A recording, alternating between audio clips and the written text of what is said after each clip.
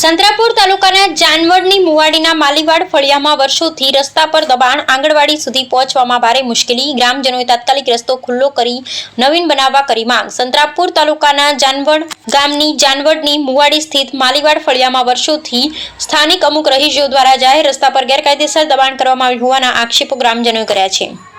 દબાણના કારણે મુખ્ય માર્ગથી અંદર આવેલી આંગણવાડી સુધીનો રસ્તો અત્યંત સાંકડો અને કાચો લાંબા સમયથી બની ગયો છે, કારણ કે વાહન વ્યવહાર લગભગ અશક્ય બન્યો છે. ગ્રામજનોના જણાવ્યા મુજબ હાલ માત્ર પગદંડી જેવો રસ્તો હોવાથી ઇમરજન્સી સમયે એમ્બ્યુલન્સ, ફાયર બ્રિગેડ સહિત અન્ય જરૂરી વાહનો અંદર પહોંચી શકતા નથી. ઉપરાંત આ વિસ્તારમાં આવેલી આંગણવાડીમાં આવતા નાના બાળકો અને તેમના વાલીઓને પણ રોજબરોજ ભારે હાલાકીનો સામનો કરવો પડે છે. આ મુદ્દે ગ્રામજનોએ સ્થાનિક ગ્રામ પંચાયત, તાલુકા કક્ષાના અધિકારીઓ તેમજ જિલ્લા તંત્ર સમક્ષ અનેક વખત મૌખિક અને લેખિત રજૂઆતો કરી હોવાનો દાવો કર્યો છે. તેમ છતાં આજ દિન સુધી સ્થળ તપાસ અથવા દબાણ દૂર કરવાની કોઈ અસરકારક કાર્યવાહી તંત્ર દ્વારા કરવામાં આવી નથી, જેના કારણે ગ્રામજનોમાં અસંતોષ જોવા મળી રહ્યો છે. આ બાબતે ગ્રામજનોએ મીડિયા સમક્ષ જણાવ્યું હતું કે મુખ્ય માર્ગથી આંગણવાડી સુધીનો રસ્તો તંત્ર દ્વારા તાત્કાલિક સ્થળ તપાસ કરી દબાણ મુક્ત કરવામાં આવે તેમજ કાચા રસ્તાને પાકા રસ્તામાં પરિવર્તિત કરવામાં આવે. તેમણે વધુમાં જણાવ્યું કે જો તંત્ર દ્વારા વહેલી તકે યોગ્ય કાર્યવાહી નહીં કરવામાં આવે તો આગામી દિવસોમાં જિલ્લા સ્વાગત કાર્યક્રમ, મુખ્યમંત્રી તેમજ રાજ્ય સરકાર સમક્ષ પણ રજૂઆત કરવામાં આવશે. હવે સ્થાનિક તથા જિલ્લા તંત્ર ગ્રામજનોની રજૂઆતો ગંભીરતાથી લઈ સ્થળ તપાસને યોગ્ય કાર્યવાહી કરશે કે નહીં તેના પર સમગ્ર ગામની નજર મંડાઈ છે. માલીવાડ મણીલાલ ધીરા. કયા ગામના રહેવાસી આપ? જાનવડની મુવાડી. કયા વિસ્તારમાં રહો છો આપ? માલીવાડ ફળિયા. સાહેબ, શું કેવું છે આપનું? શું રજૂઆત છે આપની? રજૂઆત તો એવું છે કે આ કટારા ફળિયાનો રસ્તો છે જાનવડની મુવાડીનો, વચ્ચે ત્યાં નીકળે છે આંગણવાડી સુધી, એનો વારા ઘડીએ તકરાર ચાલુ રહે છે. કેટલા સમયથી? સમયથી 10-12 વર્ષ થયા. બરાબર. તો પછી આગળ? હા. અને એ તકરાર ચાલુ રહે છે, તે રસ્તો ખુલ્લો કરે એ અમારી માંગ છે.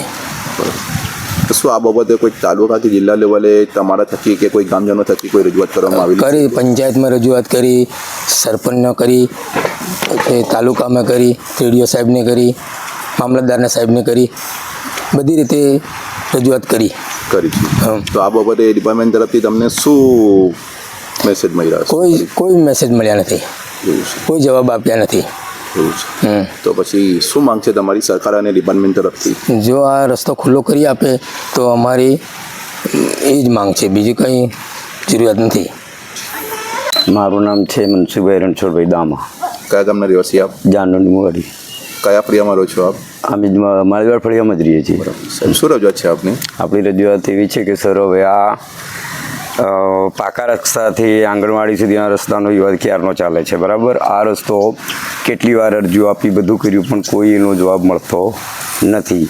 હવે મારી એક જ રજૂઆત છે કે અહીંયા સુધીની આંગણવાડી આવી લે, સ્કૂલ આવી લે, અહીંથી અણીકાથી બાળકો આવે, અહીંથી લવારાથી બાળકો આવે, અવર જવરમાં જો આ રસ્તો ખુલ્લો થઈ જાય તો સારામાં સારું છે. અને અધિકારીઓને જાણ કરવા છતાં પણ આંખ આડાકાન કરી લીધા છે. જ્યારે એવો પ્રશ્ન છે કે જ્યારે કદાચ સુવાવેડીબાઈને કદાચ પ્રસ્તુતિ કરવાની આવી તેવી હોય અને અંદર ગામડાની અંદર ગાડી ના જઈ શકે તો પછી અહીંથી અમારે બાળક લઈ જતા પણ જો આ કદાચ કેસ ફેલે પણ થઈ જાય, જો એવી રજૂઆત અમારા કરવા છતાં પણ આ રસ્તો તૈયાર નથી થયો અને જો થઈ જાય તો સરકારશ્રીને અમે રજૂઆત કરીએ છીએ કે બંને આજુબાજુના બંને વાદ વિવાદવાળા બંને હોય તો બંનેનો સાથ સહકાર લઈ, સંમતિ લઈ અને આ રસ્તો સારી રીતે વહેલી તકે થઈ જાય તો આ રસ્તાનો વિવાદે મટી જાય અને કોઈનું પણ દાગ ધમકી વગર કે દબાણ કોઈ કરેલું નથી, કાયદેસરનું દબાણ છે અને એ દબાણ હટાવવા માટે અમારી માંગ છે. જો આ રસ્તો ના થાય તો પછી અમે ઉગ્ર રજૂઆત અમે મુખ્યમંત્રી સુધી પણ કરીશું. નાની જિલ્લામાં, તાલુકામાં બધે રજૂઆત કર્યા છતાં ના થાય તો અમે મુખ્યમંત્રી સુધી પણ રજૂઆત કરીને આ રસ્તાનો નિકાલ અમે નિવારણ લાવીશું, એ મારી ભલામણ છે. ચંદાણા કોકિલાબેન કાળુભાઈ. કયા ગામના રહેવાસી આપ? જાનવડના મુવાડી. શું કરો છો આપ બેન? આંગણવાડી વર્કર તરીકે ફરજ બજાવું. કયા ગામની અંદર? જાનવડની મુવાડી ફળિયા. આંગણવાડી નંબર કયો બોલાય છે આપનો? જાનવડે. બેન, શું રજૂઆત છે આપની?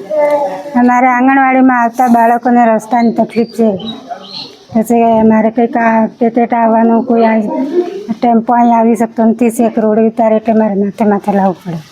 એવું છે. કેટલા સમયથી બેન આ રસ્તાની હાલત ખરાબ છે? જ્યારથી આંગણવાડી બની ત્યારથી. અંદાજે આમ કેટલા વર્ષો હશે? વર્ષોના વર્ષો કે પછી 10 વર્ષ? આ તો 2 જણ એટલે 10 વર્ષ થઈ ગયા. ચલો. રામુભાઈ પારસિંગભાઈ માલીવાડ, કયા ગામના રહેવાસી આપ? જાનવરની મોવાડી. શું રજૂઆત છે સાહેબ આપની? અમારી રજૂઆત એવી છે કે જાનવડ ગ્રામ પંચાયત વિસ્તારમાં જાનવરની મોવાડી ગામ આવેલું છે. જી આ એક ફળિયું છે. ફળિયાની અંદર અમારું માળીવાડ ફળિયું છે. જી એમાં એક આંગણવાડી આવેલી છે. જી હવે મુખ્ય રોડથી આંગણવાડી સુધીનો રસ્તો છે સરકારી. જી આ રસ્તો હાલમાં પગદંડી રસ્તો છે. જી અવર જવર માટે કોઈ વાહન આવી શકે એવું નથી જી. કે અવર જવર માટે મોટરસાયકલ પણ નીકળી શકે એવી પરિસ્થિતિમાં નથી. આ રસ્તો દબાણ થઈ ગયેલો છે. એના માટે અમારી રજૂઆત છે આ રસ્તો ખુલ્લો થાય, આ દબાણ ખુલ્લું થાય અને રસ્તો અવર જવર માટે લાયક બને એ અમારી રજૂઆત છે. આના માટે અમે મહેરબાન મામલતદાર સાહેબ સંતરામપુરને અરજી લેખિતમાં આપી. તેઓના સૂચના મુજબ હું તાલુકા વિકાસ અધિકારીના અંદરમાં આવતું હોય આ ગ્રામ્ય રસ્તા તો એમને હું તબદીલ કરું છું. તો એમ કરીને એમને તબદીલ કરી અરજી, પણ એનો કોઈ આજ સુધી તાલુકા વિકાસ અધિકારી કે કોઈ ગ્રામ પંચાયતમાંથી તલાટી કમ મંત્રી કોઈ જવાબ કે એનો કંઈ કરવા માટે આવ્યા નથી. અને ફરી પાછો એ પછી અમે જિલ્લા વિકાસ અધિકારી સાહેબને પણ અરજી આપી. એ પણ અરજીમાં કોઈ જવાબ કરવા તલાટી કે કોઈ ટીડીઓ સાહેબ કોઈ આવ્યા નથી, સ્થળ મુલાકાત લીધી નથી. ત્યાર પછી અમે સ્વાગત કાર્યક્રમમાં તાલુકા સ્વાગત કાર્યક્રમમાં અરજી આપી. તાલુકા સ્વાગત કાર્યક્રમમાં અમને બોલાયા. મહેરબાન ડીએસપી સાહેબની અધ્યક્ષતામાં તાલુકા સ્વાગત કાર્યક્રમ થયો અને એમને સ્પષ્ટ સૂચના આપી ડીએસપી સાહેબે કે ભાઈ આ સરકારી રસ્તો છે અને આ જવાબદારી તમારી ખાતાની છે. પણ આજ સુધી એ પણ કોઈ અધિકારી કે આજ સુધી કોઈ સ્થળ મુલાકાત લીધી નથી કે કોઈ તપાસ કરવા પણ આવ્યા નથી. તો અમારો આ રસ્તો વહેલામાં વહેલી તકે ખુલ્લો થાય અને લોકોને અવર જવર માટે સવલત બને. અત્યારે ખેતીનો સમય છે, લોકોને ટ્રેક્ટરો વાહનો કાઢવાની બહુ જરૂર છે, પણ લોકો અટવાઈ પડેલા છે. જેથી કરીને આ રસ્તો ખુલ્લો થાય એવી અમારી માંગ છે.